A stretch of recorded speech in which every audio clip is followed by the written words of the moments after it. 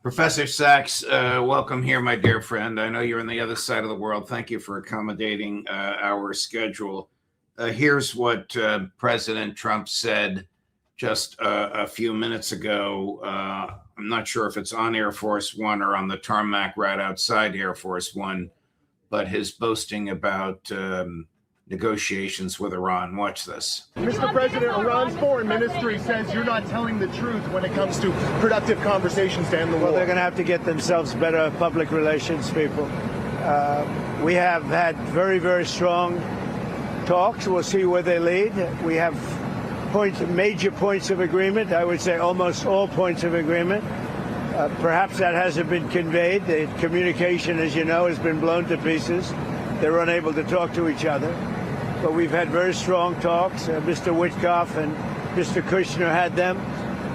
They went, I would say, perfectly. I would say that if they carry through with that, it'll end that problem, that conflict. And I think it'll end it very, very substantially. We have very much in mind our partners in the Middle East. We've had great relationships with a lot of them, as you know. A lot of them were surprisingly hit. And I was surprised to see it, and so was everyone else. But we have, they're very much in mind in the discussions. So the discussions took place yesterday. They went into yesterday evening. They want very much to make a deal. We'd like to make a deal too. Why should anybody believe that? The Iranians have denied it numerous times. And denied it after the president spoke. Yes. And said that there have been no contacts, direct or indirect, and no negotiations. Of course, it's possible that there have been some contacts. It is impossible that there has been a resolution of major issues. Impossible. And if this turns out to be completely false, which is at least one possibility, I think we have to consider the possibility that the president has really lost touch with reality. Something is seriously wrong. We'll find out soon enough. Again, there's a sliver of chance that it's true, but none of it rings true. The Iranians have been saying very clearly in the last few days there are no negotiations. They have stipulated their terms very explicitly, that the U.S. must leave its military bases in the Gulf region, must end its aggression unilaterally, must pay reparations. These aims have been very clearly articulated and officially articulated. After the president's statement, all of it was denied by the Iranians, which would be unusual if indeed there was some kind of progress. So this is extraordinary. It's a little hard to guess definitively at this moment for us, and I don't want to make a definitive judgment. But if in fact this is as empty as it may well be, I think it raises questions about the president's mental soundness. This is not a tactic.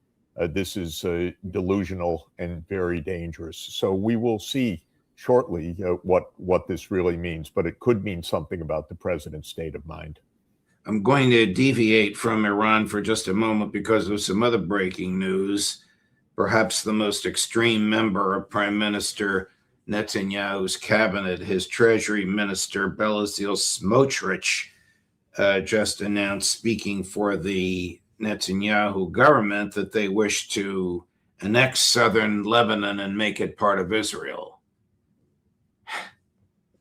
Well, this is also in line with clear statements also by the U.S. Ambassador Mike Huckabee that Israel can claim the territories that it likes. The Israeli government is a fascist regime. It knows only violence. It also very much calls into question Trump's assertions right now, because it also stated in this context that it was continuing its attacks on Iran.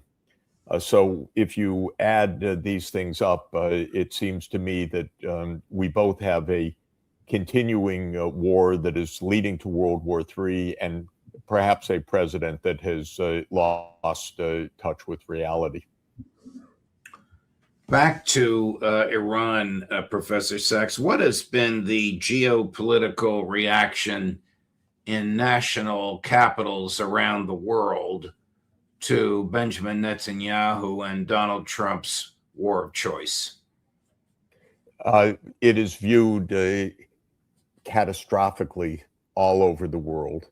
There is no question in anybody's mind, that this is a war of naked aggression by two individuals. I would add parenthetically two mentally unstable individuals. This is not a war where people debate, well, is this Iran doing this? Is this American Israel doing this? It's very clearly understood that this is a war of naked aggression without any justification whatsoever. Interestingly, it seems to be strongly supported within Israel, which is a country absolutely under a complete wall of propaganda now and censorship.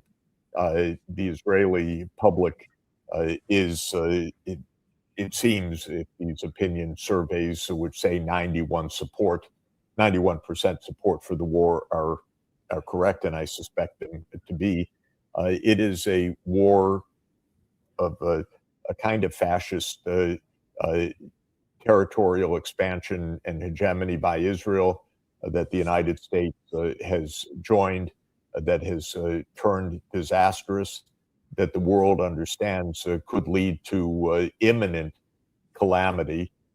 I think perhaps, again, I'm not a psychiatrist to understand Trump, but it could be that he has been warned and seen over the last hours that his actions have led the world to the brink of catastrophe.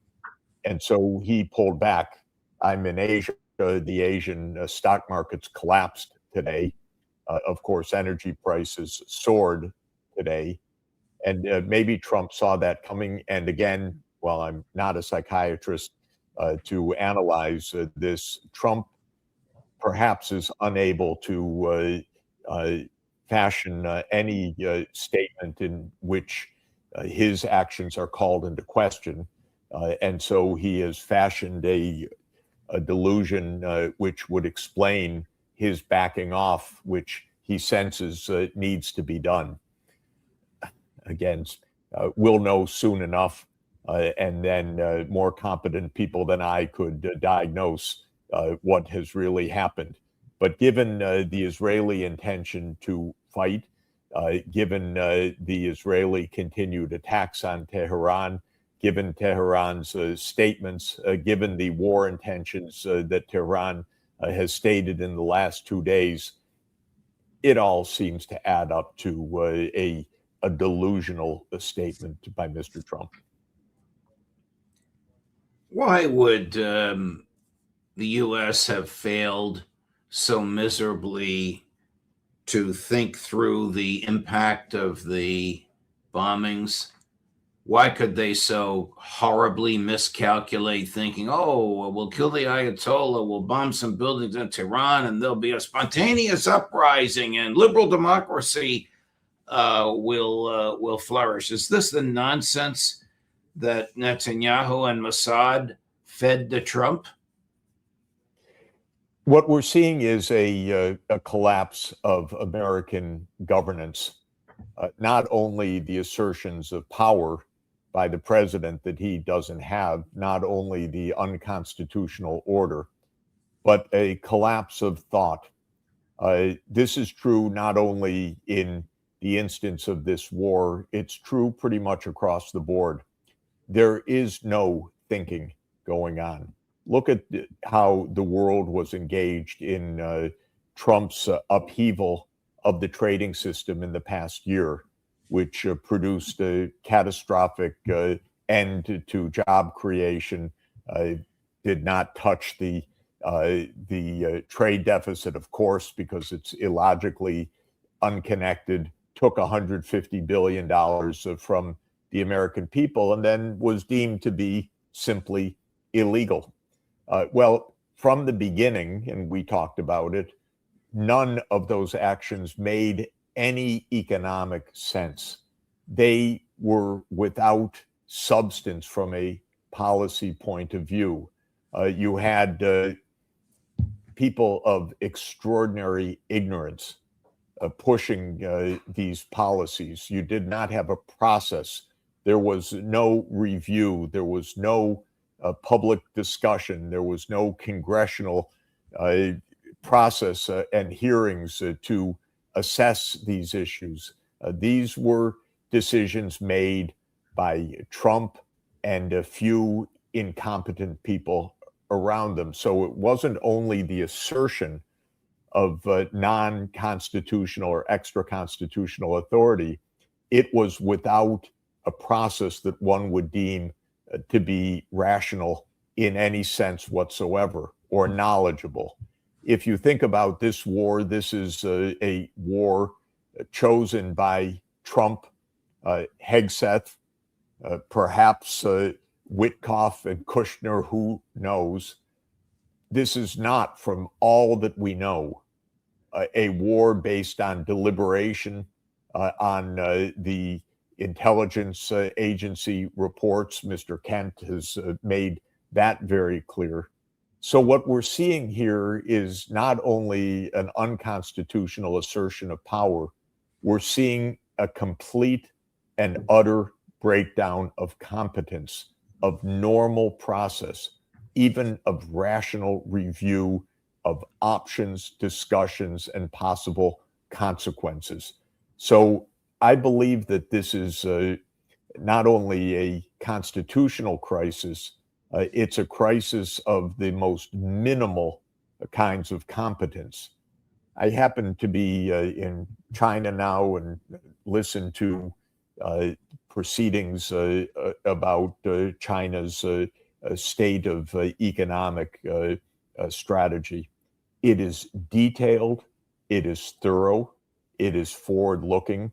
It is based on 2 years of systematic deliberation.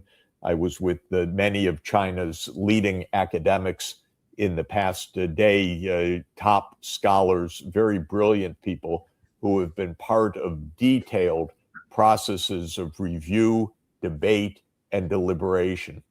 Whatever else one wants to say, the United States has no such process at all right now in any sphere of governance. We are not only in one-person rule, we are not only in an end of our constitutional order, we are in a state of complete incompetence.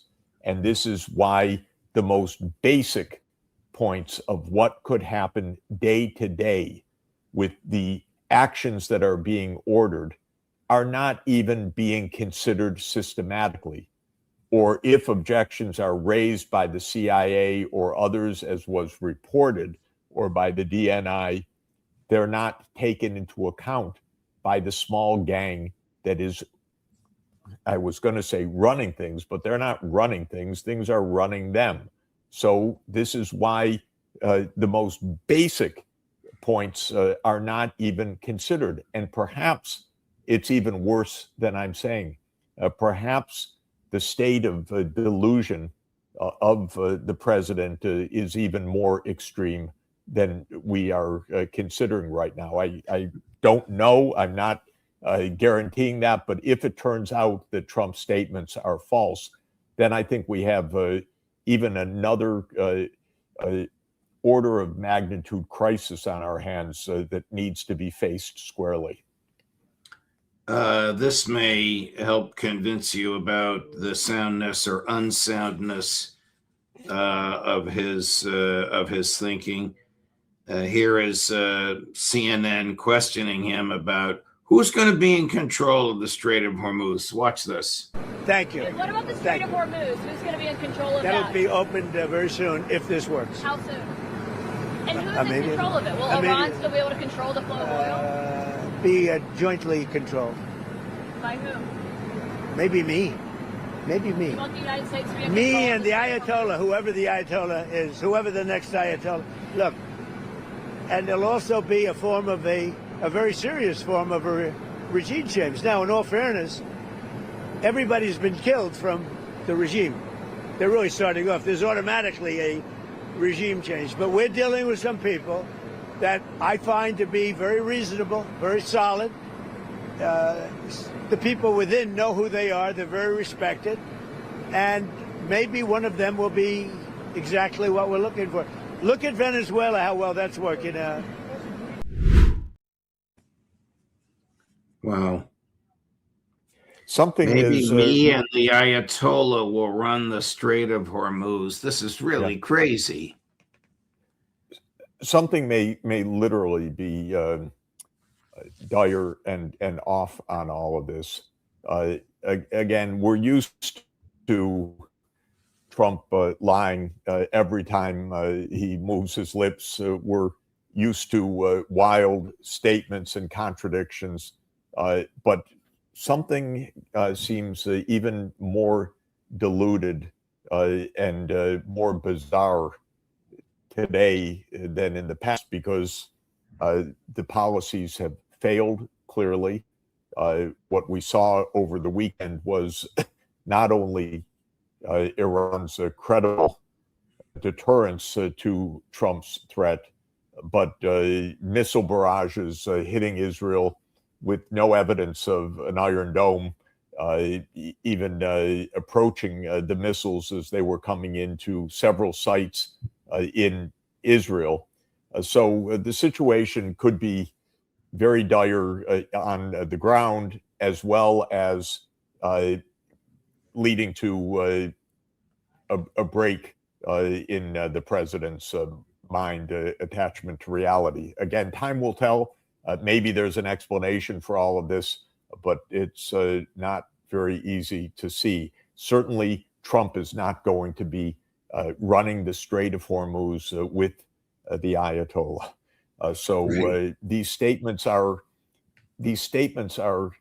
utterly absurd, utterly meaningless, beyond Trump's normal confabulations in the middle of a war that threatens the world.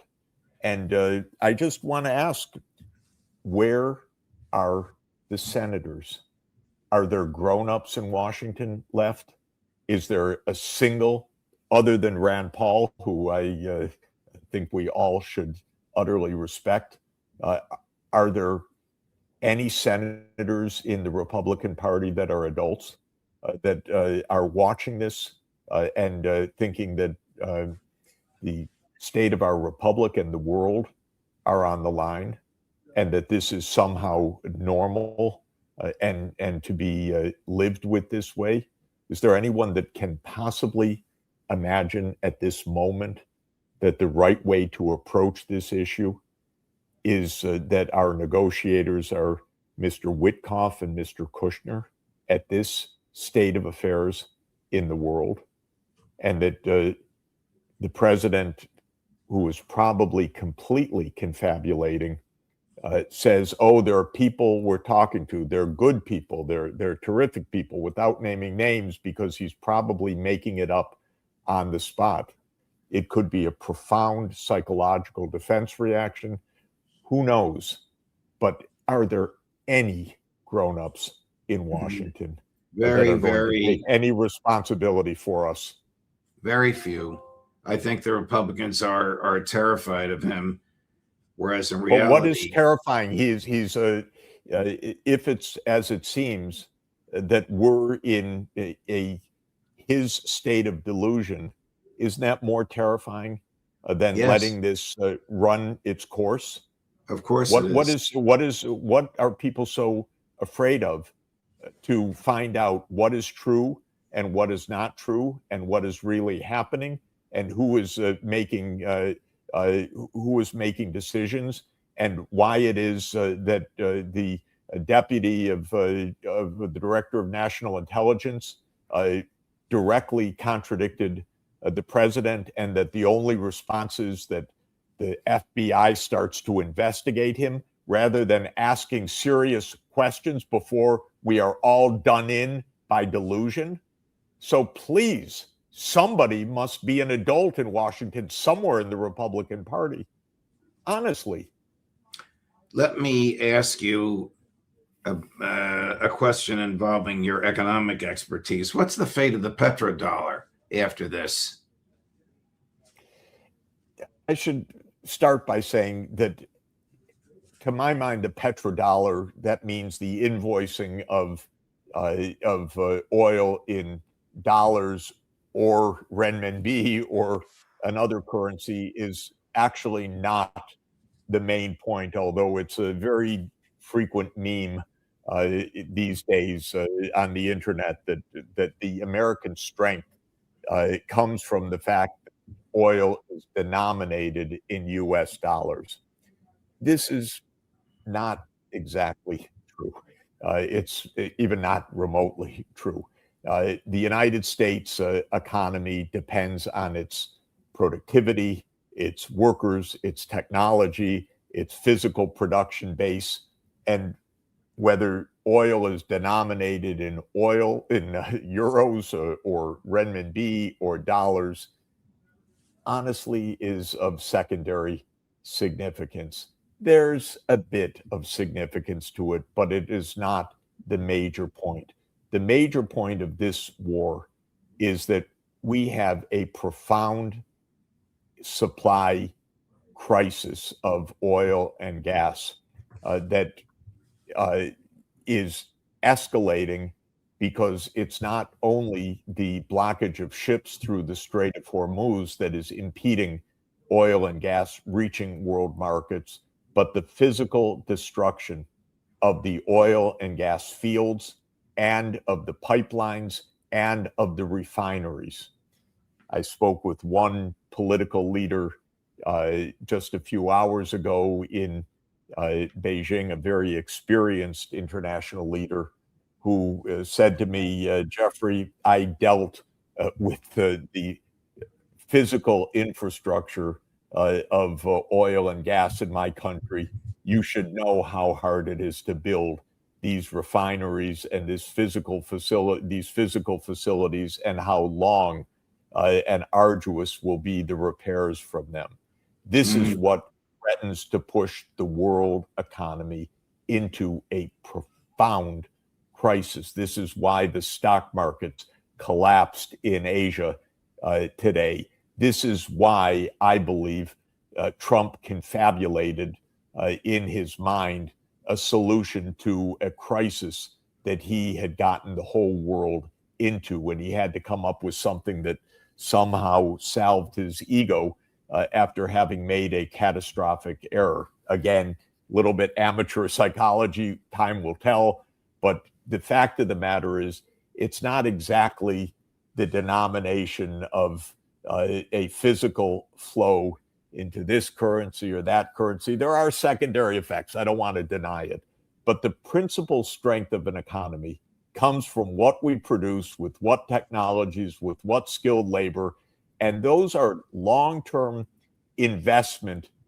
Those result from long-term investments. And this is where everything about Trump is a disaster for the American people, because we're not making any long-term investments in our country. Everything is the most short-term gimmicks, whether it is stealing $150 billion from our pockets for his illegal tariffs, or this war that somebody has rightly called not a war of choice, but a war of whim that is taking place. None of this has to do with economic well-being, which is why he was ostensibly supported by his voters to help improve their living standards. Nothing is going to help that. And that would depend on us not having broken roads and airports that don't function anymore, and government that's shut down half the time, and a breakdown of our physical infrastructure all over the country. That's his job, not starting wars of whim that can bring down the whole world economy. Well, thank you for that explanation. I'm going to read you a few more one-liners, which I think you'll say reinforce your view about the rapidity with which he lies. The reporter asks, we don't have this on tape, but I have the transcript. If the war is ending as you claim, do you still need 200 billion? Oh, it's always nice to have. Reporter, who is Steve Witkoff speaking with in Iran? Trump, a top person. Reporter, who is it? Trump, I can't. I don't want them to be killed. Yeah, I think we're in a very, very serious a crisis of mental instability. It's not even lies. Again, I apologize to everyone viewing. I'm guessing, but I'm watching closely. None of this adds up. None of it makes sense. If it seems to be as it is, that this is confabulation, please, somebody in Washington, take note. This is not a game that we're playing. We're not playing a game of charades. I'm speaking to leaders all over the world in these days. This is a disaster. And grown-ups, find yourselves in Washington. Ask some questions. Find out what's going on. Do your job. And Congress, just a little bit of advice to you, to our Speaker, and to our Senate Majority Leader. Read the Constitution. Remember your oath. You are responsible for this war. You cannot wash your hands of it. Congress has the sole power to declare war. And we cannot live in the delusion of this man. We have to live as grown-ups, looking rationally and honestly at the situation. And something is seriously awry right now, very seriously awry.